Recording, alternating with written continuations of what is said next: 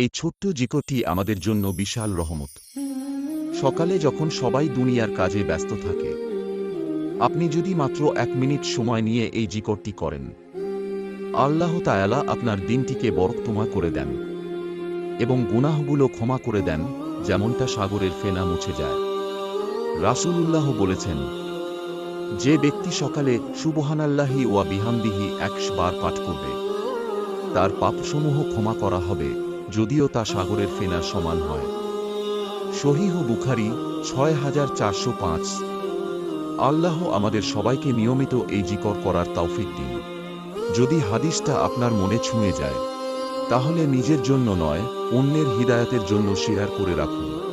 আর যদি আপনি ফেসবুক থেকে দেখে থাকেন, তাহলে পেজটি ফলো করে রাখুন ইনশাআল্লাহ। আর যদি ইউটিউব থেকে দেখে থাকেন, তাহলে চ্যানেলটি সাবস্ক্রাইব করে রাখুন ইনশাআল্লাহ।